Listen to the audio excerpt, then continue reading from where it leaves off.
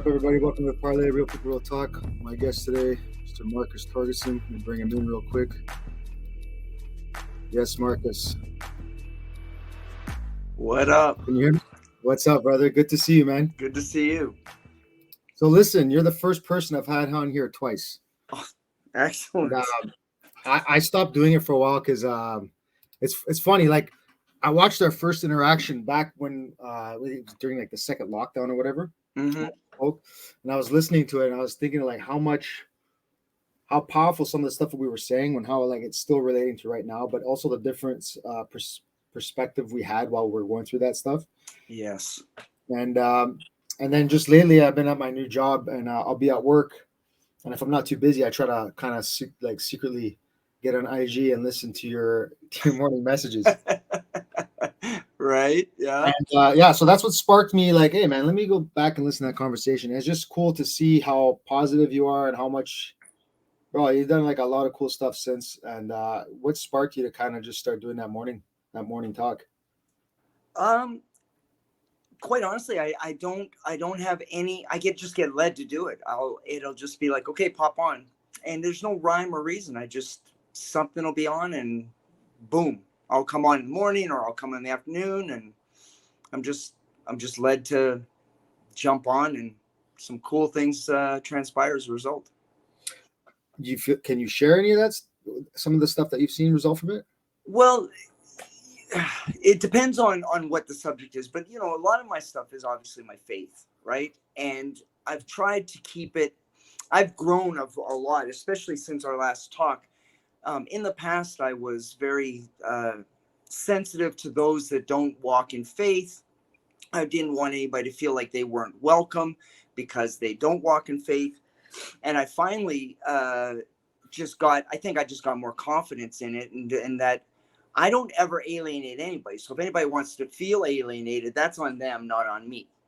And as a result, as soon as I started stepping into that skin, it made it really easy to hammer out some conversations that were difficult, like suicide, right? We talk about suicide, drug dependencies, alcoholism. Like, we'll talk about these things, and I come from it not necessarily anymore about what I used to be like, because I'm a new creation. So I have different insight, new insight that, I speak for, like this thing right that we're doing right now.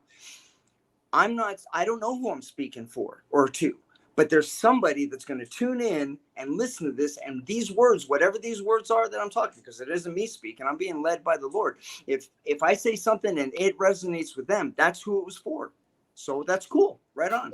And that's 100% why I'm doing this. Like, the original reason why I did this was because I was lonely and I missed my friends, and then I would talk with them, and then like it started to be something I drink a lot while I was doing it, and then I recognized that, okay, no, I gotta stop doing it like that. Mm-hmm. Then I stopped for a long time, and now it's just like you just said, I want to talk to people.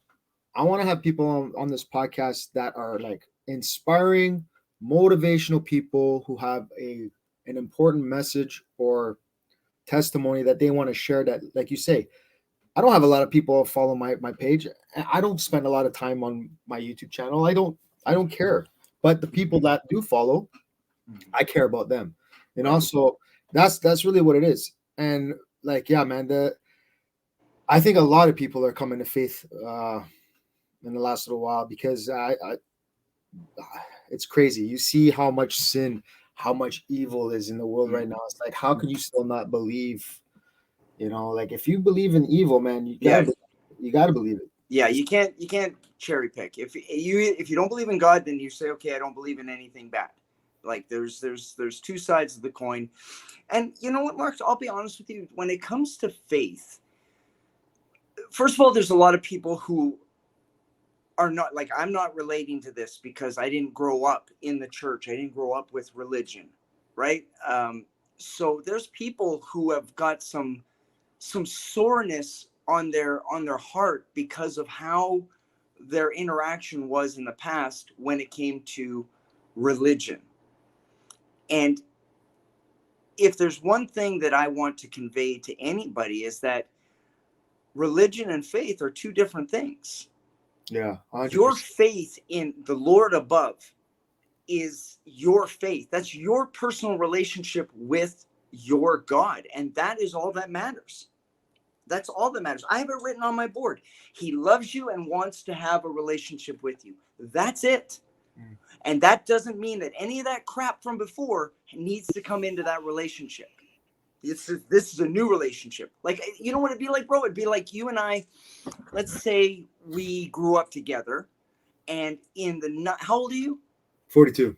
Okay, so we're more or less. I've got a few years on you, but let's say in the 90s, you and I used to roll together, right? And we did some shady things. And then I didn't see you for a bunch of time. And then I came back around your area and I was like, hey, Mark, what's going on? And if for the, you get to know each other again. Okay, good. And then all I did was like, you remember in 1992 when we did that thing? And then in 1992, in February, we did this, and just kept living in that past, because that's how I view our relationship. You've grown. You're a different dude. Yeah. My job as your friend is to sit there and be like, so what are you doing now? Tell me about your family. Oh, you got kids? Let's talk about your kids. Yeah. And you know what's sad is people get stuck there. Wow. People get stuck there, and when they start to come with the realization that people are growing past where they're, where they fear to go. Yeah. They recluse further and further. And it's like the further that people move on, the further you fall into this pit. Yeah. And then, that's when the drinking happens and this and that. Yeah. It's I'm gonna try not to swear too much. It's scary. It's scary shit, man. But remember, that's the enemy. The enemy has got their hooks in them and is holding them in that area. And we have a choice. We are free moral agents. Yep. You have a choice. Once your eyes are open, if you close your eyes and you don't want to open them, that's one thing. But if you know, if I was speaking to you, let's say my mind was closed off, okay? Let's say my mind was closed off and I spent time with you and you're like, look, dude, you know what? This is this is what I'm doing, blah, blah, blah, blah, blah. And you're shedding light onto me. If I choose out of fear, I can't do that. That's what you do. That's not what I do. Fear, fear, fear, enemy over here with popcorn going, I got another, he ain't going nowhere. It's up to you as a friend to say, look, I just want you to know, I've changed. I want you to change with me. Or whatever. Maybe not change is the right word. It's not the right verbiage. And I pray the Lord will give me the right utterance for this conversation. But once you make a change into the light, I choose whether I want to have a bit of that light as well, or I'm going to just stay in my fear box over here in the dark and not come out, because I don't play well with others. That was the same bullshit that we used to say all the time. I don't play well with others, so I'm just stay by myself. Yeah, I think there's a misconception too, right? Because like everybody who thinks there's two main things that I see when I hear somebody, how they react to somebody who tries to share God or their beliefs with them. And the first one is, number one, oh, you're just trying to force shit on me. Yeah. Now here's the thing about that. Like, those who know me, I was never a religious person. I always believed there was a God, but I was never super religious. Right. And I did some stupid shit back in my day, and I've been an asshole and all that. And those who know fully well what I'm talking about. Mm-hmm. But you know what? When they see how I am now, they know, like, this isn't a joke. This isn't pretending. Like, why would I do something that's against the popularity thing, right? If I wanted attention, right? That's not it. Like, for a long time, I was like, man, I'll be around people and they'll be talking a certain way, and I'm just inside me, I'm just like, man, I don't want to hear this shit. Mm-hmm. But I'm not going to be the one to tell people you can't talk like that around me, because, you know what I mean? I'm not those leftists. But the thing is it's not about that. It's not about trying to convert you. It's like, if I care about you, mm-hmm. and I know that there's a storm coming and you're supposed to drive to me, I know there's a storm coming, mm-hmm. and chances are you're going to get wrecked on that storm. Mm-hmm. Like, whether you believe that storm's coming to you or not, what kind of person would I be if I didn't tell you about that storm? Yeah. Whether you want to take heed, that's on you. That's on you. Yeah. God gave us free choice. I don't want to force my shit on anybody, because I didn't want that on me before either. No. But the thing is this: when you feel that calling, there's no denying about what it is. There's no denying it. And then you have that choice to either submit or not. Mm-hmm. Yep. But the funny thing is usually when he comes knocking, there's usually because you're already on your knees. Yeah. That's when most people be like, okay, that's what happened to me. I got to tell you, brother, I'm telling you, I've never said this. I'll say it now just because we were talking freely. What really made me change, I was going through some shit, and I just started praying and just started calling it prayer, whatever. I started feeling a connection with my creator. Like you say, it's not religion. It's your relationship with God, right? Mm-hmm. And I started praying. I was like, hey, what do you want from me though? Let me do something. You know, like I accept, but like give me purpose. Show me what my purpose is. Yeah. Not 2 weeks later, one of my students asked me to drive him home from class. I don't drive home that way. I dropped him off. I was driving down. I'm driving by Harmony Bridge, and I see a girl hanging over the bridge. She has no shoes on. Listen, I told some people this already, but this is 100% what I'm telling you right now. Mm-hmm. This girl had no shoes on. Okay, she had short, like tight dress, tight top. She had her whole chest tattooed. Her face was like makeup, mascara, and all that shit running down from crying. And she was hanging with one arm on the bridge, and the other one was just drooping down, and she was just like limp. Mm-hmm. And I seen her backpack on the bridge, on the sidewalk thing. Yeah. And this is like middle of COVID. Nobody's like talking. Everybody's all masked up and stupid, right? Mm-hmm. I drive by this and I saw it, and I just reacted. I pulled over. I got out of my car. I was like, hey, come over here. Let me talk to you real quick. I picked up her bag. I'm trying to coax her. Like, hey, come over here. Let me talk to you real quick. She came down, and she's kind of like walking over to me like zombie-ish with her hands out. I'm thinking she's going to grab my bag.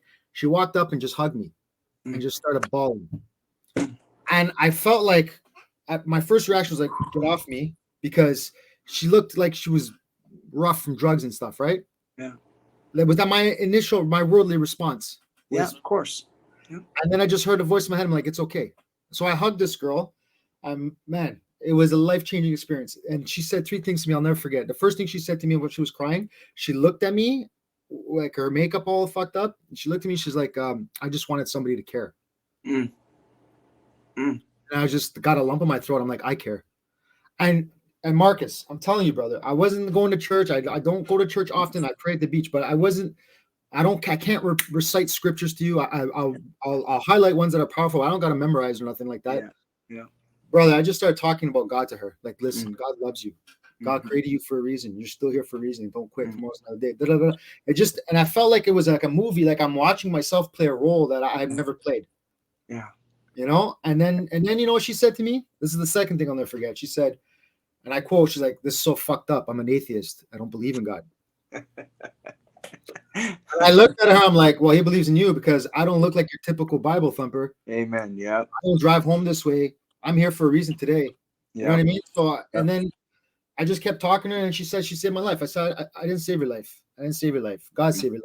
And let him save your life. Let him call somebody you haven't talked to in a while. Ask them what they loved about you. Go talk to somebody. You know what I mean? And after she left, and she was like laughing but crying. After she left, I got in my car. I made a promise, like, you're not gonna do anything stupid, are you? And she said no. I said, okay, good. And I didn't even ask her name. It was just I was so caught up in that moment. Yeah. And I got in the car and I started driving home. I started crying. Yeah. I started crying. I was like, yeah, it's crazy. The craziest feeling, not just because I had asked God like a couple weeks ago, then give me purpose, do something with me, but like it's right in my face. I felt the goosebumps. Yeah, you know. But not just that. Take away that if you're not a religious person, that experience in itself was fucking nuts. Because I'm like, man, I could have done more. I could have done more for her. Why didn't I take her to go get food? Why didn't I? You know what I mean? But these are the thoughts. And then I also thought, you know, on the flip side, I also thought like, man, what if I said the wrong thing and started her and she jumped off the bridge? Yeah, but you didn't. And I think it was a test, bro. I think it was a test. And looking back now, it's been a couple of years. It happened. A year and a bit. It'll be 2 years this September. It happened on September 17th on a Friday. I'll never forget the rest of my life. And now, after that time, I look back. I'm like, man, I got saved that night. Yes, you did. 100%. Like we both got saved that night. Yeah. You know what I mean? And it's just crazy how shit works. And that's why nobody could tell me, oh, God doesn't, like, bro, I don't care what you say. Yeah. You can't prove God exists. You can't disprove him either. There's actually more proof that he exists than there is not. Yeah. Okay. So, and it's fine. That's fine. Yeah. Just like I won't push it on you, don't force me to believe that he's not real. Yeah. Some people like the Habs. Some people like the Leafs. Look, man, go do you. You don't have to believe. Exactly. That is, honestly, brother, that was life-changing. If nothing else in this talk happens, whoever's listening, if you get nothing else, just that is a nugget. And the funny thing is, it happened on the bridge, and the bridge was on Harmony Road. Oh, yeah. After that, I called, because after that I started like really listening to what I was being told. Like I would go to the beach and I'd be praying by myself, and some lady walked up to me and she's like, "Hey, can I pray for you?" I'm like, "What? That never happens to me." Yeah. And after she prayed for me, she didn't go pray somebody else. She just left. Yeah. And I started laughing. I look up, I started laughing. I'm like, where I come to you, you send somebody to me? Come on. Yeah. Come on, bro. Yeah. I had a really bad day, and I was feeling like I needed to go pray to at the beach, right? I take my dogs. And then something in my heart told me, like, bring your girls. So I asked them, I gave them the choice. I said, who wants to come with me? And my oldest said she wanted to come. I went there. Well, there was some guy on top of the hill. He says, "Hey guys, how are you doing? Nice dogs. Hey, can I give you guys a gift? What is it?" He throws me 2 small Bibles, one for me, one for my daughter. He's got 7 passages highlighted and flagged in there, a personalized prayer for me and my daughter, and then a Tim Hortons card for $3. So we went and we paid it forward. We bought somebody else Tim Hortons, and now my kid's like reading scripture. Like, come on, bro. Yeah. You know what I mean? Yeah. So like, I don't care what people say. I don't care what people say, because I see the works of my life. Where's your proof? Me, my life. And you don't say another word for a second. Whoever's listening, there's your proof right there. Mark is proof that God exists. And there you go. You have nothing. There's nobody can say nothing after that. Nothing. Yeah. Nothing.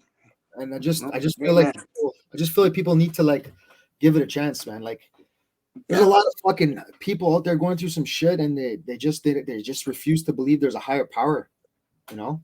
Well, it's scary.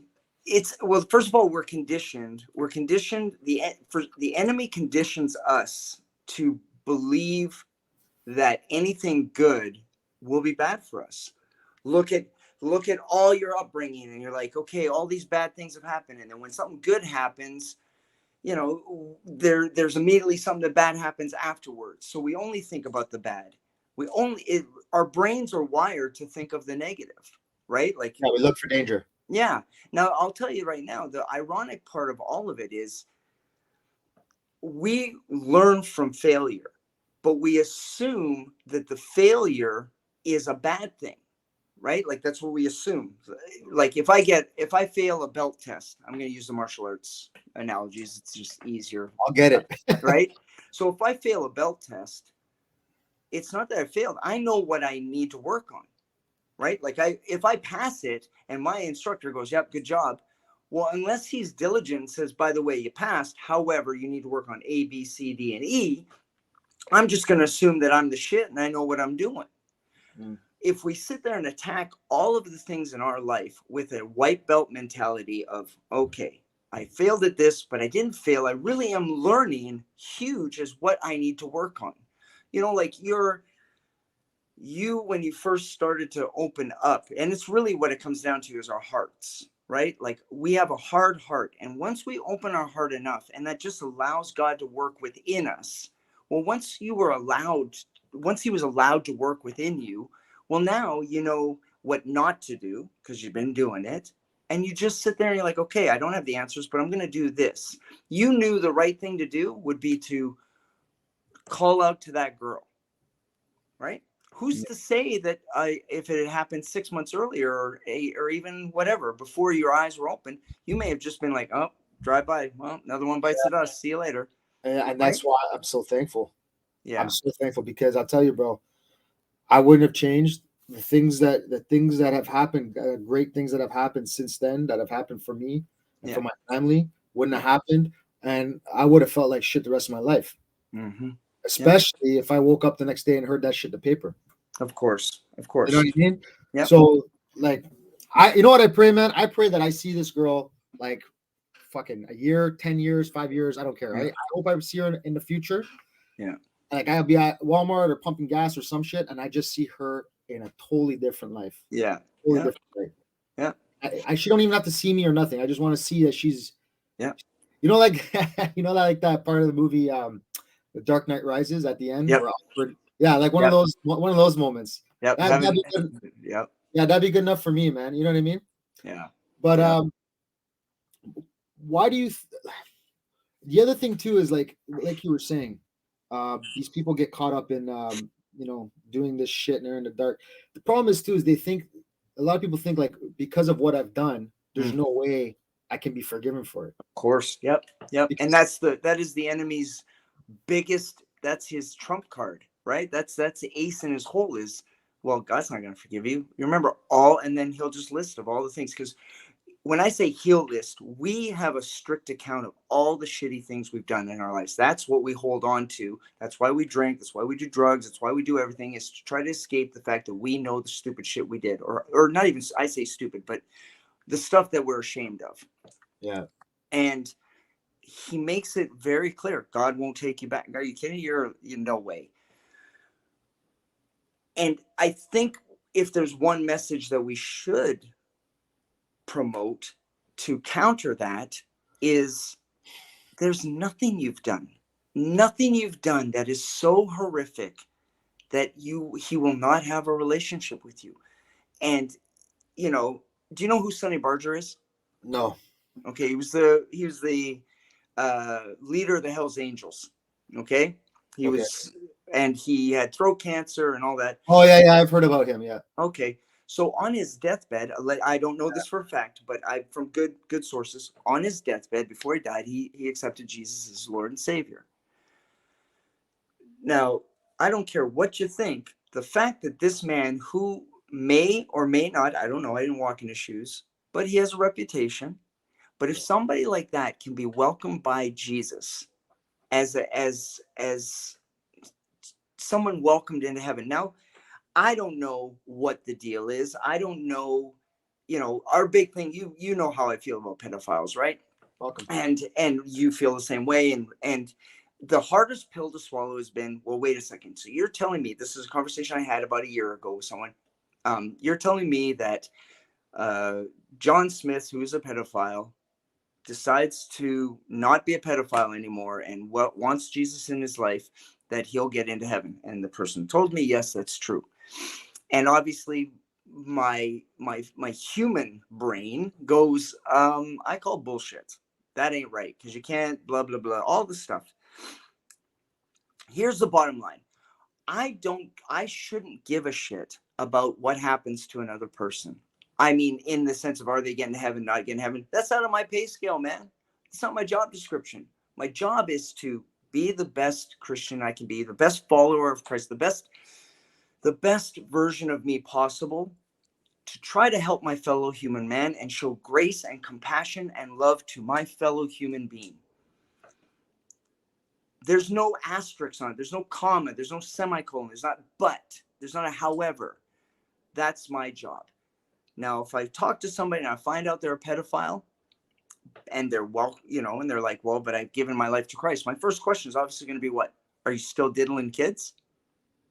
And that's not the Christian thing to say. That's not polite. But that's going to be my first answer, my first question. What I need to do, though, is if he or she says, I don't do anything about that. I don't do anything with kids whatsoever. I work hard to walk a path. I must show them grace, because who the fuck am I to judge them on what they've done compared to what I've done? We just had the conversation just a second ago. Oh, I'm not worthy to be saved because of all the bad things I've done. Well, if you're going to save me, then Marcus Torgerson needs to open his heart and understand that everybody has the capacity to be saved. And that's a tough pill to swallow. And that's the hard part. And that's why I think a lot of people turn from it, because they get caught up in their own. I mean, that's hard too. Like, there's people I know I don't like. I do not like them. That doesn't mean I'm rude to them. That doesn't mean I start with them. That doesn't mean I trust out. I don't care for them. They don't need to be in my life. But I gotta wish them well, and I gotta be respectful. You know what I mean? And well, even not even about I have to wish them well. I just don't have to wish bad things on them. Right? Well, no, it even said, like, it says, like, bless your enemy, bless them. Yeah. You know what I mean? Yeah. This mentality is a hard one, but I think this is the only way. This is the only way, because you know what? You have those things on your mind, like you said. Everybody has their secrets. Everybody's done their deeds, right? And you have that checklist, right? You have that checklist, and the reason why you have that checklist, I think that's because that's God letting you know that shit that's on your mind. You know what's laying heavy on your consciousness. That's the shit I'm going to judge you on. So deal with that shit while you're in the world. Right. Well, Right. and now see, I can't, I don't know if there's something about that that's just tingling. So bear with me for a second. The minute I became a follower of Christ, I'm a new creation. Okay. I'm a new creation. That means that I have been forgiven of the things I've done. I am a new creation. Judgment and all that, like if God has welcomed me as a son of Christ. And again, for anybody listening, look, I don't have the lingo and all the rules and like I don't have all that shit. So if anybody's listening to this and they're like, well, hold on a second, Marcus, then DM me and you can educate me later. So I just want a little precursor there. But I'm a new creation, Mark. That means that Marcus Torgerson, before submitting and depending on God, that guy's dead. He's over with. He's gone. My job now is to be the best version of myself, and I am going to slip back and forth because I am a human being and I make mistakes and I sin and I sit there and I have to sit there and try to change my mind, renew my mind to not be of an old behavior, because it's old. It's before BC, right? Before Christ. I'm new.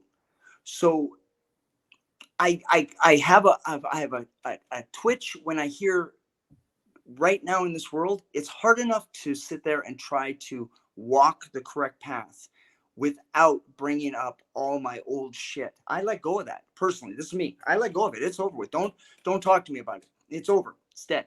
But no buts. It's dead and over with.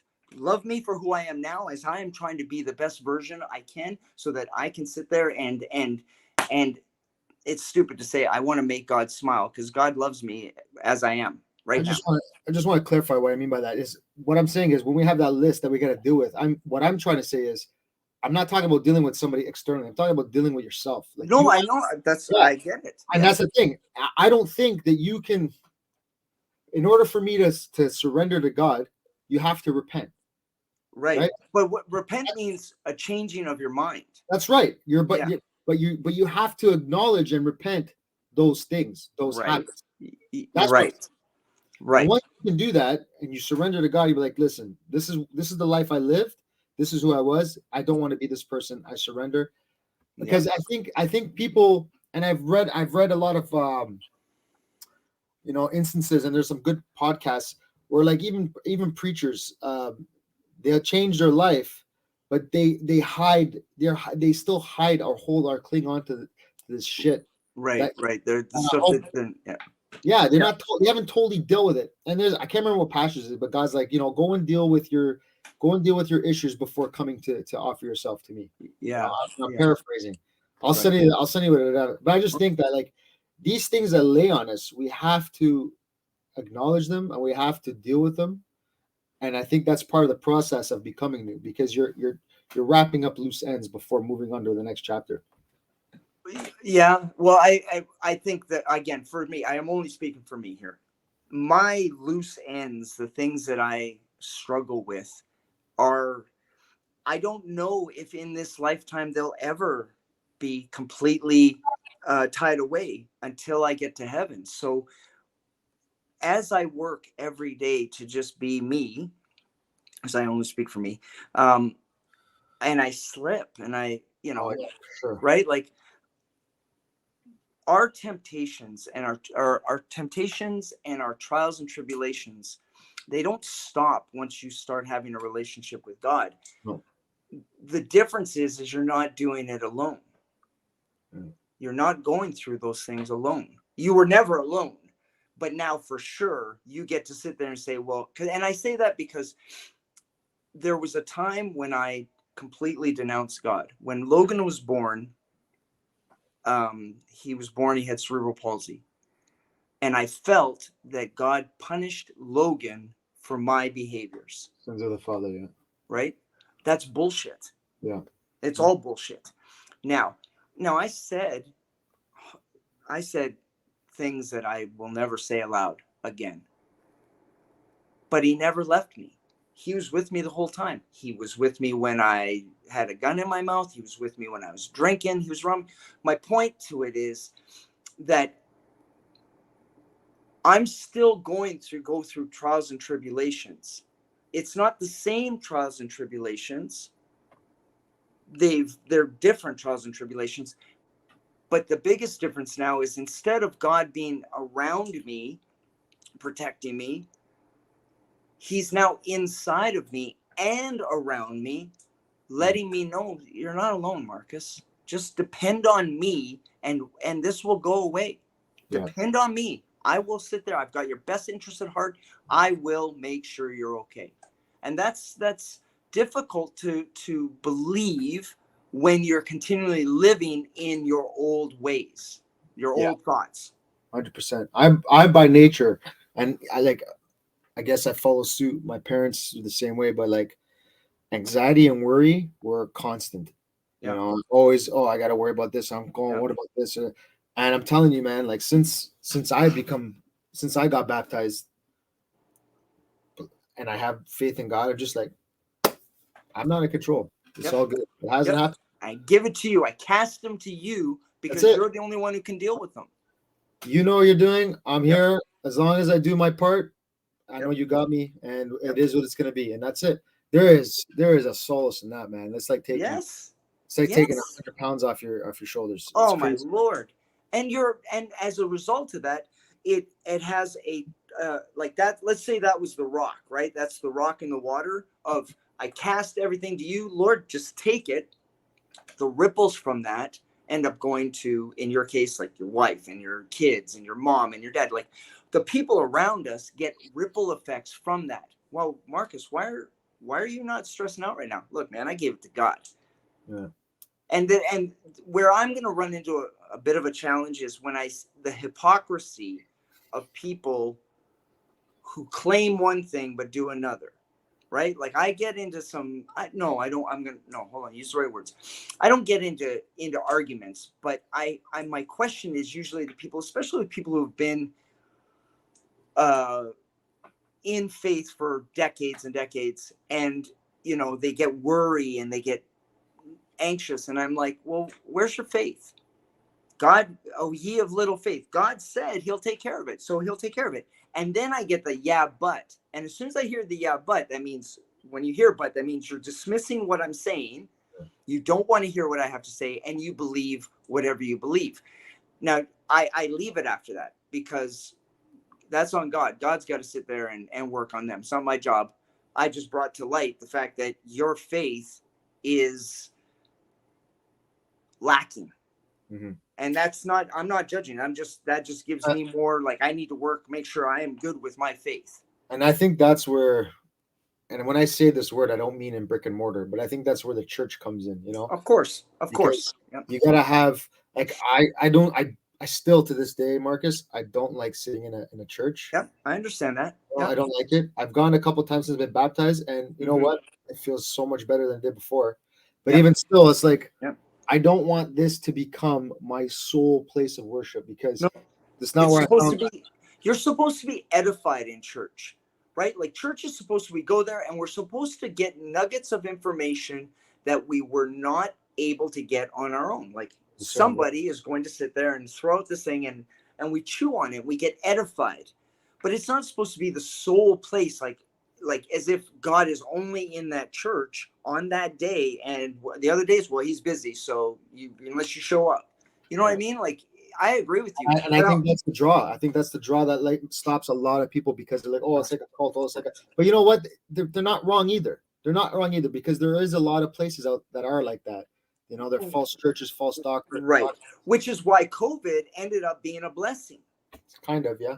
Well, and a lot of churches closed and all that kind of stuff. But now I do my church online. Like, there's a guy that I follow, and I love what he has to say. And, now I do believe that everybody has a church home somewhere. The problem is, it's kind of like when you go and get a woman or a man or whatever your partner is, you need to keep your heart open, so God will put the person that you're supposed to be in a relationship with in your life, and you grow from there. And there's ups and downs and all that kind of stuff. There's a marriage to a church. I don't, bad word, not marriage, but there's a relationship with your church. And when you find that church, you'll know it's the one, because as soon as you get there, no matter what, you're going to be like, wow, yep, I'm digging this. Yeah. You'll feel right? it 100%. Yeah. And that's a thing too. Like, with these people like that follow you on the Instagram there, I believe that is kind of like a church, you know what I mean? And I think that those are and that's the thing, people who don't want to be religious, you don't have to be, like I said, I'm not an evangelist, but you don't have to be religious, but just by being positive in people's life, yeah, you will have that effect. You will have that effect. Whether you want to be religious or not, you're still doing good work, you know what I mean? Yeah. And really, like, at the end of the day, and what is the problem with Marcus Torgerson now versus, and I've had people say, I don't like this version, I like the other version. And I'm like, well, what version was that? And they're like, well, you were positive, but you cussed all the time, and you were real. And I was like, hold on a second. I said, so you find that what I say now isn't real? Yeah, but it doesn't really, I don't really like it as much. And I'm like, well, hold on a second. I said, do you care that where about my happiness? Well, I'm like, because if you care about my happiness, then you're going to be really happy for me now, because I'm the most happiest I've ever been in my entire life.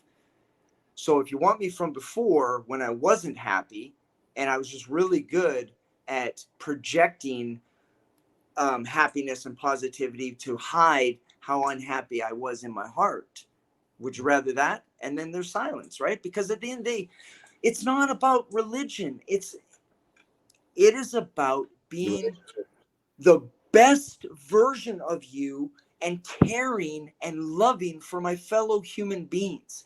That's what it's about. Right. And you're either a fucking asshole, or you're working on trying to be a good human being and a good and somebody supportive of your fellow human being. Because that's the two options. 100%, man. Right? 100%. If somebody there's other people with different faiths, right? Like I've spent 18 years around Israelis, so I'm very familiar with Judeo religion, and so if I'm around my Jewish friends, right, and they're like, hey man, I understand that you're walking with Christ now, which they have, and I'm like, yeah, that's what I'm doing, and there's only going to be a positivity. Is all they care about is that I've welcomed God in my life. That's all they care about. That's that God is inside of me, and they have prayed for me, and finally I've opened my heart, and God has been like, it's about time. All right, good, we're good to go. If I have a Muslim friend come up and say that they believe in God, you know what the funny part is, Mark? I'm gonna go on a bit of a tangent here, but go ahead. I picture God being above, shaking his head, being like, you fucking retards. 100%. You have learned nothing from caveman days to now. You have learned nothing. And honestly, I make a joke. I'm like, God, listen, you want to let that water start flowing, just let it rip. Wash us all out and start fresh. Pull it, snap the finger, buddy. Never mind 50%. Just let them all go and start fresh, because human beings, by our flawed nature, are stupid. Like, we're ridiculous in our, my God's better than your God. And like, look at history. It has never worked. Instead, I propose this. You believe as a Muslim in Allah, cool. As long as you don't hurt me or hurt others in your belief, cool. Do whatever. Whatever you believe in. But the minute you start saying that yours is wrong and mine is right and you're bad and I'm good, then you know what? I don't give a shit what you believe. You can go pound sand. Yeah. It's very hard, because whether or not they believe that their God is better or not, some religions, the way that they are structured, that's just how it is. Yeah. And there's not going to be the same give and take as other religions. No. You're bound to have conflict, but again, this is the works of the enemy. Yeah. All we can do is have compassion. The way I talk to the way I tell my kids, like, you gotta look at it like this. I say, see how mommy and daddy are? Yeah. Okay. So imagine daddy is like, I'm not that I am, but we'll equate that to like the God figure, right? Yep. And the child is the human beings, right? Yep. Okay. We created you. Yep. Come from us. I love you 100%. I'm always going to be here for you. No matter what you do, no matter what your sister does, how different you guys are, you're both my children. Yep. And I love you guys. And I love you already knowing you're going to fuck up. Yep. You're going to disrespect me. There's Mhm. going to be a time in your life you don't want me near you. Yep. But when you're broke and you're hurt and you Mhm. need help and you Yep. come home, my door is always open. Always open. Yep. I don't give a shit about what you're into or what kind of music you Mhm. like, or No. if you think that this person dresses better. What matters is you come from me. Yep. Yep. And that's the way I look at it. You know what? And that I pray again that whoever's listening to this is getting these nuggets of truth is selective, but I think it's a truth, and I think it's helpful. That analogy is helpful for everybody to understand that grace, compassion, love, empathy, these are the things that we need more of in the world. But that's one that doesn't work because of the fact that the enemy has already made it clear that negativity is better and being immoral is better. I mean, and that's why for me personally, I have to be really cautious with what my eyes see and what I hear and what I speak. Yeah. Like, like Yeah. as somebody who spent 50 years of his life one way, it's a challenge to not resort back to that pattern because it's so easy. Now, I will say this. I am thankful that God has made it clear that I know distinctively when I'm resorting back to old behaviors. For whatever reason, there's a little slap in the face. I'm like, whoa, okay. Yep. I rebuke that. Father, forgive me for being an idiot. And I need to rectify that and make sure, because especially when you're listening to certain types of music or watching certain things, like I'm cautious. I'm really sensitive now to other things, right? And now this is me, right? Like this is just me. I don't like to promote stuff that has to do with the enemy. I worked for him for way too long. I'm not propping that guy up for nothing. He can kick rocks. I'm not promoting him at all. I'm gonna go promote the guy that I believe in, not the guy I used to work for. Yeah, it's funny. Every person I talk to, it's like the same thing. It's these slowly evolving and the slow change that happens once you accept this. Like by default, you're gonna. It's like the veil has been lifted, right? Like even me, I love hip hop, man. I listen to a lot of stuff. I can't listen to a lot of it anymore. Yeah, it's tough. I'll be listening to it, and I'm, the memories associated with that song. Yeah, that's the first thing people don't realize. Yeah, music is like a time machine. Oh yeah, yeah. Yeah, it can bring you back to a moment. It can bring you back to an era. It can bring you back to a feeling. It can bring you back to a person. Yep. And it's dangerous. It's dangerous. Oh, so when you start listening to that shit, it's like your memory just kicks in, and then I'm listening to it. I'm working on it, and I start listening to what they're saying. I'm like, what? Yes. Like, what is this shit? What the hell am I listening to? Yeah. I'll change it. And I'll change it. I can't listen to the same shit anymore. Yeah. Yeah. And or it's like even some things, like I like watching certain movies, right? Yep. Yeah, I was waiting for it. Yeah. And like I went to go watch John Wick 4. Yep. Like, I loved it. But at the same time, I'm like, man, that's a lot of death and violence. Yeah. Yeah. Yep. So it's like, how do I feel about that? Well, like I'm not gonna say I'm just gonna look at paint, for the rest of my life. But no. I do try to make an effort to be like minimize and I'm very cautious now. What do my kids watch? Yeah. Yeah. Guys, there's a lot of garbage out there, and it's like very subliminal, and I don't want my kids seeing that shit. Yeah. I'll be honest with you, when it comes to like death and like John Wick or any of that stuff, I have that at a certain level, but I can no longer watch stuff that promotes Satan or I can't like any of that stuff. And before, obviously, it's funny when you look back, you're like, okay, here's a list of movies, and you're like, wow, I just gave the enemy open doors to me for a regular basis, and I romanticized it as something that it wasn't than what it was. What it was is, hey, I'm going to be able to speak to you in these movies and do stuff. Now, there's going to be people listening who are like, okay, you guys have gone too far. Yeah, I want to just put a pin in one thing. What we listen to and what we see and what we say are a reflection of what we believe. Yeah. And we need to be cautious. Now, you brought up the kids. Well, obviously with the kids, it's different. Like the kids now versus the kids when we were kids. I don't think, I don't know. It's everything's subjective, right? Like the people in the 40s said that their stuff was the No, best. I don't agree. I don't agree. And I'll tell you why. When we grew up, okay, first of all, Gen X is a very unique generation in the sense that we were brought up by baby boomers. Yeah. So we were still brought up old school. Yeah. And then we got the internet. Right. Right. Yeah. I get you. Got I see where information. you're going. We didn't Yeah. have, we got the best of both, right? Yeah. So the thing is that, but here's the thing though. Back then, we learned by interaction. Yeah. Cause and effect right away. If you talk slick, somebody will check you real quick. Yeah. Right? Yep. You got with your parents, they'll check you real quick. Yeah. You didn't have everything at your fingertips. You had to go out and find out shit. You had to go do stuff. Yeah. Kids now don't have that. Right. Yeah. It's I want to know about this. Click. Okay, I'm bored. Next. Or they'll say whatever they want on a post. Nobody's slapping them for it. And if they do, they're a victim, and there's a GoFundMe page for their medical bill. Right. Yeah. It's totally different. They're existing without an emotional connection. Yeah. There's definitely no consequences. 100%.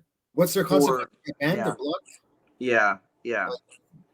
It's a different kind of world without a doubt. But so just during COVID, it must have been just at near the tail end of it where you could, because I was flying, and like when I'm in an airport, I don't ever look at the TV screens. Like I'll put on headphones. I haven't looked at the news, if possible, in years. Yeah, fuck that. Now, I don't know why I did look, and I was just getting like angry. And there was a lady, she must have been about 80. She looked good, but she was older.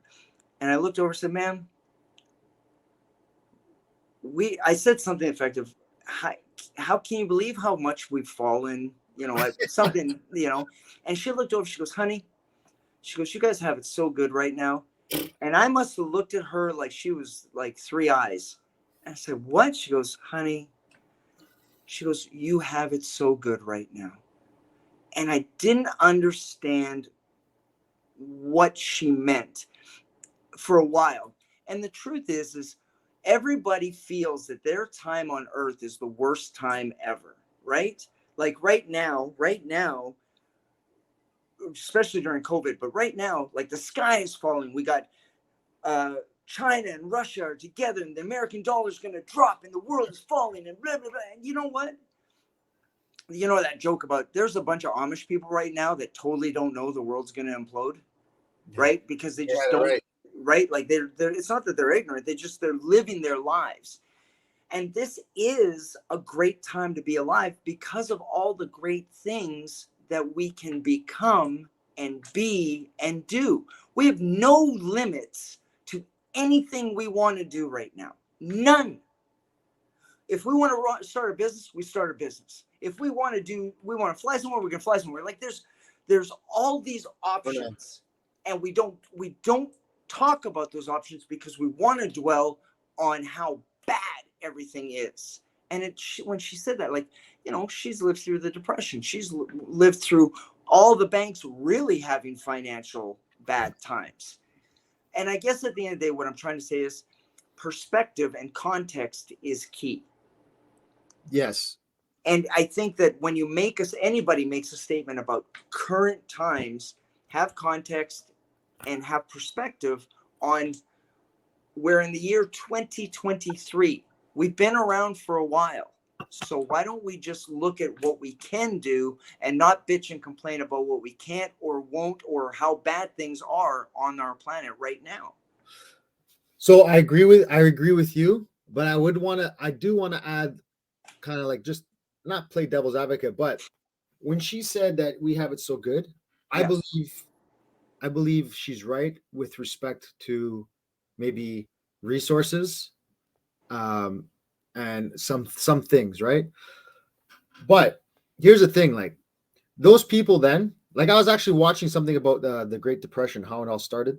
when Oh, JP yeah. Morgan and all that shit, and how Yeah. people were like heating up one room, the whole family was staying. Yeah. It was horrific times. It was crazy. So 100%, 100%, we Mhm. are much better times than that. But the family unit then is 100% better than now. Whereas Right. people were not people were not being applauded for leaving their wife and kids behind. People Oh, weren't applauded for women being as promiscuous as they are now, right. or Okay. their Yeah. children acting the way that they act with their parents, or Right. responsibility and duty. Like there are things I think Right. that were better then than they were now. How people spoke with each other, how deals were made, how the roles and the pride a man had for taking care of his family. Not that there weren't Yeah. pieces of shit then either. Yeah. Well, and I want to, make sure I need to make sure that that's where I was going to go with that. And you're not, listen, you're not wrong. I would say that human beings people are going to do what people are going to do. There's nothing new under the sun. Sin, shitty behavior, bad parenting, bad children, bad, like the evil of the humanity has been around since the first guy took a stone and crushed another guy's head because he took his food, right? Like, as Yeah. human beings, we are guaranteed to do really horrific things. We're the only species to do it. However, we have a choice right now. We have a choice. I'm not oblivious to the evil in the world. Obviously, it's my job. I see it every day. However, I have a choice how much space in my head I'm going to allow the enemy. Oh yeah. All that stuff that we just said, all that stuff about the promiscuity, the family unit and how broken it is, and there's an ownership to that needs to be said that yes, human beings are flawed and they are just like I said, Thanos, it's time to destroy it. However, that being said, currently right now, you and I live on this planet and it's up to us through our actions to be a difference for those around. And because Yep. the enemy doesn't want you and I to sit there and say, look, I'm going to be, by an example, a better husband. I'm going to show you what I believe a good husband is and what a good father is. And from that, my kids are going to be good children and they're going to be good family members. Like, it's our actions that matter more than our bitching and complaining about how fucking bad it is on this planet, because 100%. that doesn't help.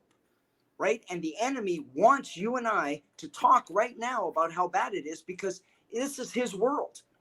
Yeah, you're right. So Should have we're promoting his world by how bad it is. I'm not going to do it. No. But There's good things. here's the thing though. Here's the thing about Christians though, like and just even that, you don't have to be a Christian. You see something wrong, be bold about it and speak against it. Right. And that's one thing. And so when I say for example, when I see certain people or certain communities dressing up and dancing certain ways in front of kids in schools, right?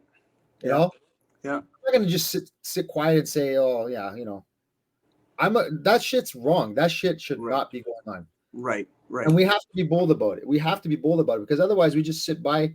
So it's not that I'm just gonna complain about the one thing, but I need to vocalize because if I see something that's a direct conflict, I'm not going to just stand for that. That needs to be spoken up against. Okay. So then I'm going to just say this. And I believe that the one thing that makes this planet a shit show is the promotion of division in this planet. Yep. The more divided we are, the better it is, because it makes it easier for the enemy to sit there and work his bullshit. So with regards to the subject, because you brought up the people who are cross-dressing and they're in schools and doing that, as a parent, your job first and foremost is to talk to your children. Yep. Agreed? And now, so how do you talk to your children? Well, I'm not going to tell you how to talk to your children. You're going to talk to your children however you're going to, and everybody else is going to as well. But our children need to have the choice and freedom of making decisions with all the information, all of it, not selective, not bits and pieces, but here's all the information that I have on this subject. Now, the minute that somebody says, you can't do this because it offends me, I've got a problem with it. And I say I have a problem with it only because it's on both sides of the coin.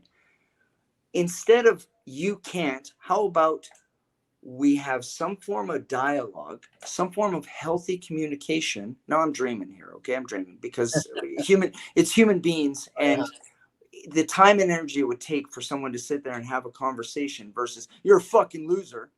You know, it's just the way that humans are. So this is why when I say people are going to be how people are going to be, it is your job as a father and as a husband, and my job as a human being, that when I see something and it impacts me, like meaning it comes into my world, and you ask me, how do I feel about this? I'm giving you my opinion on what 100%. I think about it. Right? And a lot of people will be too scared to do it, and that's the problem. Well, they're scared, but why are they scared? Because there's repercussions that are forced upon them. And and the worst thing that we've had in our planet in the last little bit is the censorship, selective censorship of our freedom of speech. Now, I'm familiar with Canada, obviously been there my entire life, and we have a charter, right? We have a charter, and here in America we have the First Amendment, free speech. No matter what, as a human being, human beings have the right to say what they want to say, and I have the right to say I don't agree with you. Bingo. Right? Now, and I'm going to say this, I'm not big on racism, right? Like I'm not big on it. Because at the end of the day, you're an asshole or you're a good person. And it doesn't matter whether you're, what your skin tone is. However, if a specific race group decides that they want to say, we believe that to make it pure, and this is not a white thing, there's a lot of cultures that believe that mixed marriages causes a problem. We want solely our people and only breed with our people, and that's some racist bullshit, and I obviously don't agree because most of my kids are mixed, right? However, they have the right to say that. I have the right to disagree, and I have the right to sit there and tell them I think they're full of shit. Right, but the problem is when the government enforces. Well, and you said right. Well, see, and the minute the government gets into anything, it's never. Listen, Roman times, okay? Everything was going good, and then Romans came in, and they decided to make everything better, and then it became a shit show for a lot of years.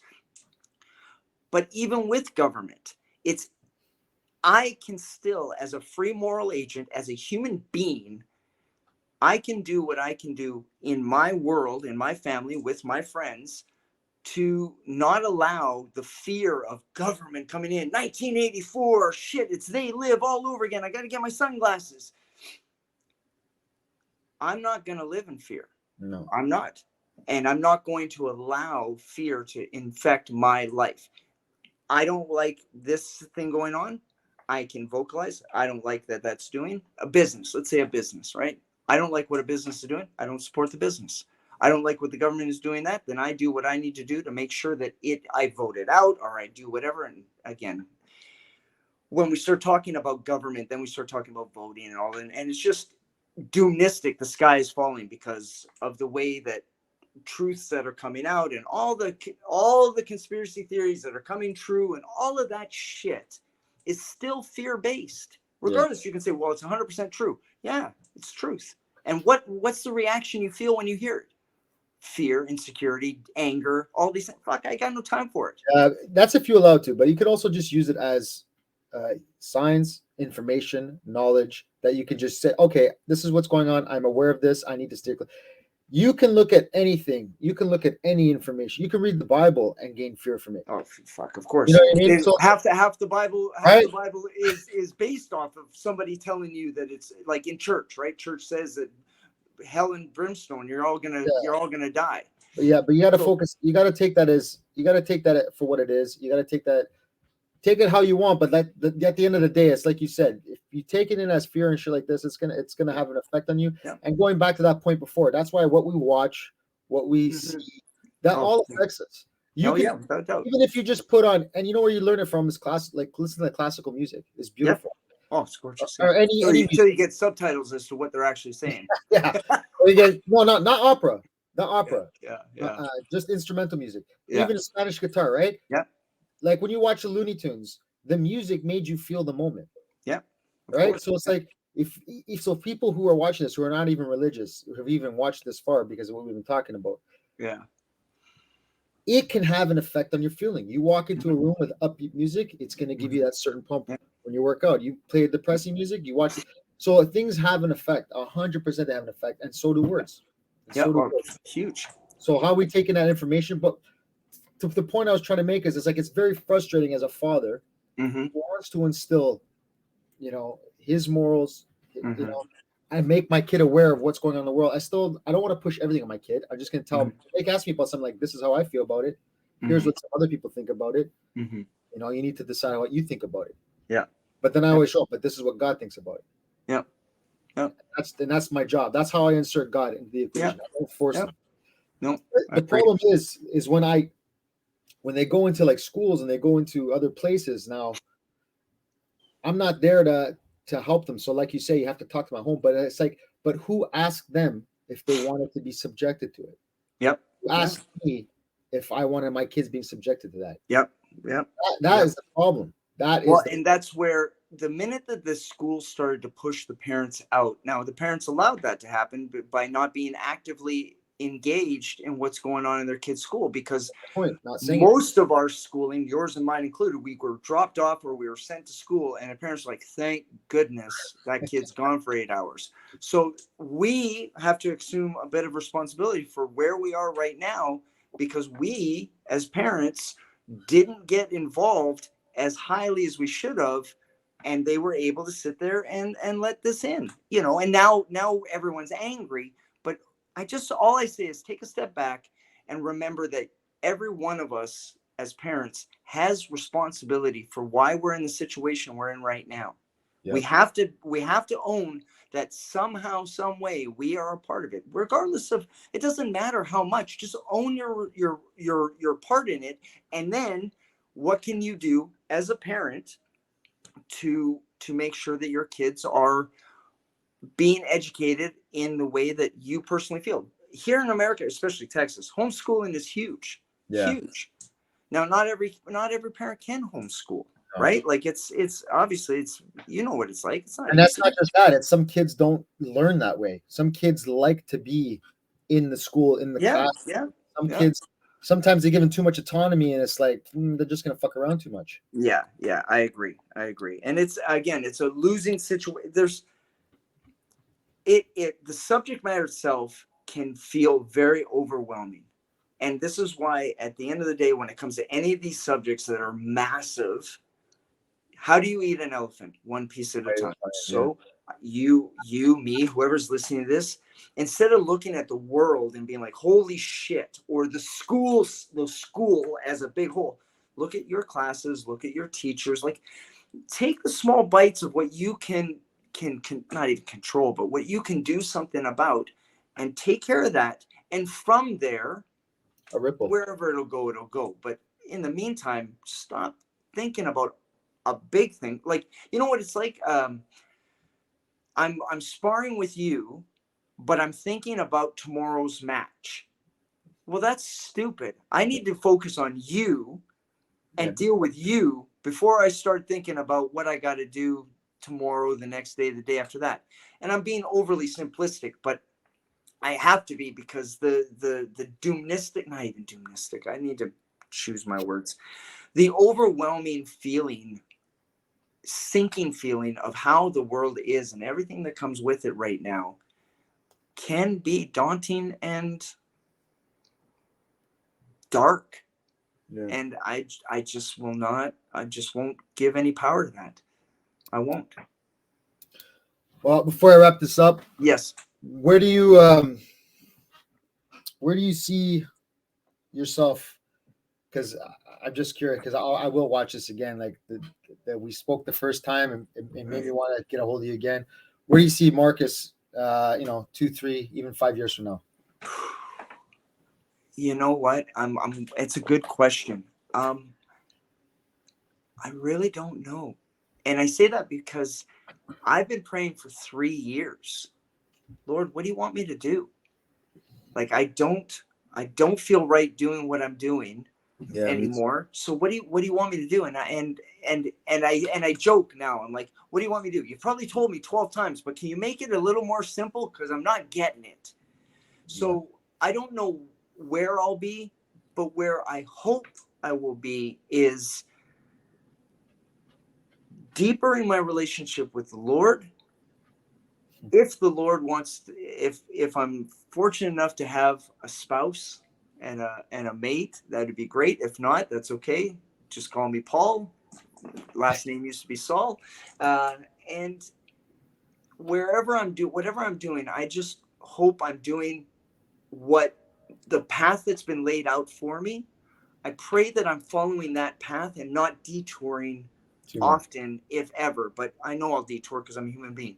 But I hope in a couple of years, or 3 or 4 years, as you asked, that I'm walking the path that God wants me to walk, and I'm doing the things that He wants me to do in exactly the way that He wants it done. That's what I hope I'm doing.